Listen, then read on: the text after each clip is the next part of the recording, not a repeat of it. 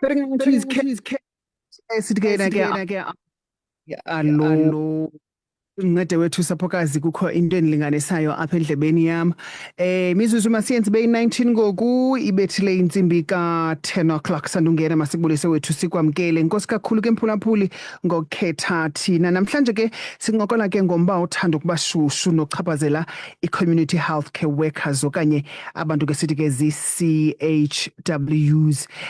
Lo mba ke ulandela isivumelwano sokuphunyezwa kwenkqubo i-implementation agreement eyatyikitywa ngumbutho wabasebenzi i-National Health Education Health and Allied Workers Union iNEHAWU ngamafuphi kunye nesebe lezempilo ngomhla we-25 November 2025. Esi sivumelwano ke siza emva komyalelo wenkundla owanyanzelisa isebe lezempilo ukuba liqeshe ngokusisigxina i-community healthcare workers lanto sithi ke ngonomakhaya apha ekuhlaleni ebebefudula ke besebenza phantsi kwe-contract. Ixesha elide kuthiwa ke nangona ke amaqela evumelene ukuba ke ngenxa yeengxaki zemali kungayi kuba lula ukuba kuqeshwe wonke umntu ngaxesha linye. Kwavunyelwana ke into yobana ke at least 27,000 yoonomakhaya mabaqeshwe kunyaka ka-2025-2026 ze i-16,687 eshiyekileyo ngasemva yona iqeshwe ngokuhamba kwexesha kumaphondo ahlukeneyo. Nangona kunjalo umbutho wabasebenzi uthi kukho imicelimngeni ekuphunyezweni kwesi sivunyelwano kuquka oonomakhaya abafanelekileyo abashiywe ngaphandle kunye nokungahoywa kwemihla ebekiweyo yokugxininiswa emsebenzini. Ukusivulela lo mba ke nokucacisa isikhundla sombutho sikunye nomawethu Ndyalvane usokela sihlalo wephondo kwiNEHAWU. Mhlekazi masikubulise wethu sikwamkele enkqubeni. Enkosi ngokuba nathi. Masibulise msasazi ngoku siyabulela ngosamkela kunye nabaphulaphuli. Enkosi kakhulu. Ndiyacela wethu nje quickly usicacisele ngokufutshane into yobana ke esi sivumelwano sokuphunyezwa kwenkqubo esatyikitywa nge-25 kaNovemba 2025 sasijoliswe ekwenzeni into. Msasazi masibulele okokuqala ngelithuba njengoba besesitshilo singumbutho kaNEHAWU.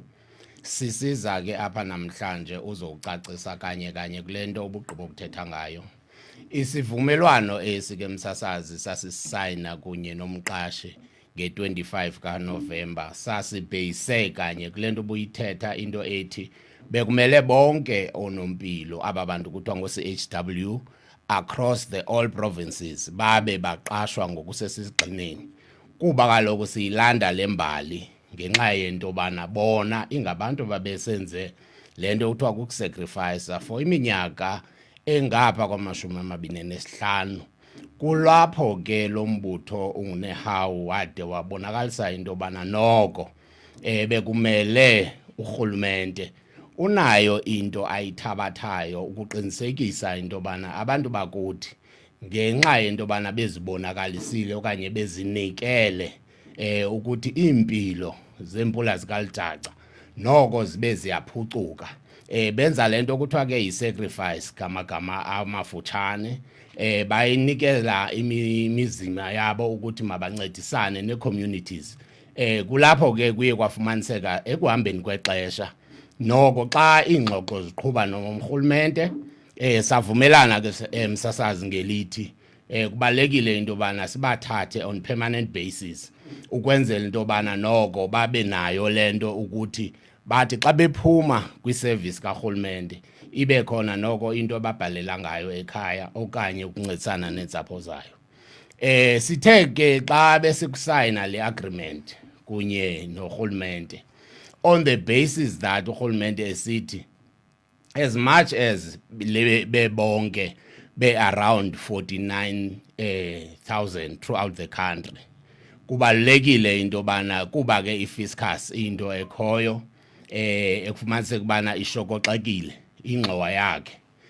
Savumelana ngelithi ke for the initial phase masithathe u-27,000 ibe nguye okuqalwa ngaye ukufakwa ngaphakathi ze kubuywe ke msasazi kulonyaka ka-2025-2026 aba bangu-16,800 nto babe nabo bayangena ngokupheleleyo. Sithi xa sithetha sithi noko ke ngokubonke onompilo baphangela ngokusesigxineni kurhulumente wethu.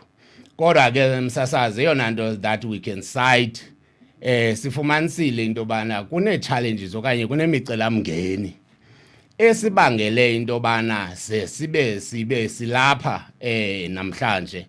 Kune-deadlines esiye sathi xa siziqwalasela emveni kokubana sithe savumelana satyikitya norhulumente malunga nale ngqesho, particularly ke apha e-Eastern Cape sibe nenyweba yokuhlala kunye no-MEC ongumama uChapha after kanye kugqitywa ukusayinwa le agreement. Savumelana ke msasazi ngelithi kubalulekile into bana sebe nalento kuthiwa indlela kuza kusetyenzwa ngayo ekuqinisekisweni into bana bonke abanompilo bangena ngokufanelekileyo. Kodwa ke kuthi ke njengombutho sifumanise into bana ibe khona imicelamngeni eyisurprise ngokuthi xa siqwalasela safumaniseka into bana inamba ebekumele isubmithiwe at national level isubmithwe okokuqala outside of i-union as abantu bengabo bebenengu-brainchild of the program. Esicingela into bana noko bekumele uba siyinxalenye ukwenzela into bana yonke le micelamngeni siyiqwalasele kunye sikwazi ukuthi siyilungise. Zezo zinto ke msasazi esibangele ukuthi namhlanje sithi make sizoyicacisa ngoba ke kufumaniseka into bana zikhona ezinye icategory okanye abanye onompilo ekufumaniseka into bana ngokweprogram noko babe buchwethelwa ngaphandle xa sinoyibekela ngamaphandle. Enkosi kakhulu. Kanye kule ndawo yobana kukho onompilo abachwethelwa ngaphandle xa benifunda istatement senu ezinehawu ndifumaniseka into yobana kuthiwa kukho onompilo onomakhaya ababalulekileyo but abafumaniseka into yobana babekelwe bucala kule process yobana we're gonna take 27,000 then the remaining 16,000 plus izawuthathwa as uba ixesha lihamba. What do you guys mean exactly xa nisithi kukho aba babalulekileyo babekelwa bucala? Because omnye umntu uzawubuza mawandi into yobana xa usithi kukho aba babekelwe bucala babaluleke kakhulu, what about abanye abantu? What is your take on that? Msasazi nanje ngoko bese ndiyidakancile ndisitsho ukubana ngokukwanehawu ezi categories zonompilo ngokweclassification yabo uyawufumanisa into bana bekumele ngokukamqashe ngabantu abanye ngoba ngokwe-operations okanye le misebenzi bayenzayo yimisebenzi ethungelanayo othi xa uthatha laa nto kuthiwa imiphumela ufumaniseka into bana bonke bebeyinxalenye. Kodwa ke kwafikelela kule nto kuthiwa i-application okanye indlela yokubana sibe sithi sizabafaka njani. Kulapho ke ngokwemicelamngeni iye yavela khona ngoba umzekelo njengoba besitsho ndisithi bekune-database ebekumele siyenze kunye norhulumente xa besiba disclosure apha ephondweni. Kulapho kanye ke ngolemicelamngeni ivele khona because ii-categories zo-CHWs ebekumele bonke badisclosiwe at national level apha ephondweni baye bashiyekelwa ngasemva kuba xa usebenzisa le nto kuthiwa isystem karhulumente umzekelo yoPESAL sithi xa sibajonga phaa ufumaniseka into yobana indlela ababekwa ngayo okanye abaklasifaywa ngayo yeyona iye yacreata lot of challenges. Umzekelo omncinci msasazi uyakwazi ukuthi ngoku ngunompilo xa ujonga le nto kuthiwa yi-payslip yakho endaweni yobana ireflect isithi ungu-CHW kodwa ikuveze ungudata capture. Ukwazi msasazi kwale payslip inye xa ikucacisa okanye ikuveze uyicleaner, abanye bezi-pharmacy assistant, abanye msasazi bengo-home based carer, abanye bengo-lay counselors. Kulapho kanye ke msasazi siye safumanisa zikhona ezi challenges sinazo kunye norhulumente. Kodwa ke msasazi ukubheka phambili kancinci siye sakwazi ke uthatha igxathu lento bana ke sidibane no-MEC around this issue.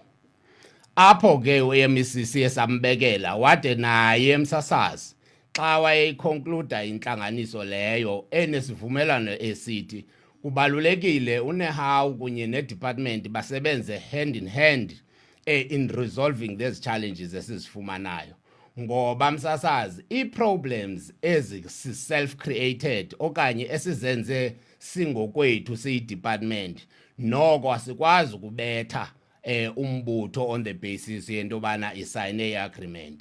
Kulapho ke kaye msasazi saye sa-establisha ezinto kuthiwa zii-task team kwela qoqo lephondo, sabuya sazozi-establisha kweli qoqo lalapha ezirijinini ukwenzela into yobana sizame kanye ukuqwalasela le micelamngeni kufikelele ke ngokule nto ithi deadline xa ibekwa, that is bekumele ba sithetha kakuhle ngoku come the 31st of January asinaye umuntu okuthiwa ngu-CHW ono grade 12 for uphase 1 ongekaqashwa okanye ongekapeyi kwisystem, ngoba kaloku ngoku xa siqwalasela msasazi zininzi izinto ezingenzeki kakuhle in terms of i-district level kunye naphaya ephondweni, because i-reports esizifumanayo ezisuka umzekelo apha ezantsi zithunyelwa emaphondweni uyawufumanisa into yobana azithethi ncakasana kule nto bekufanele uba iyenzeka.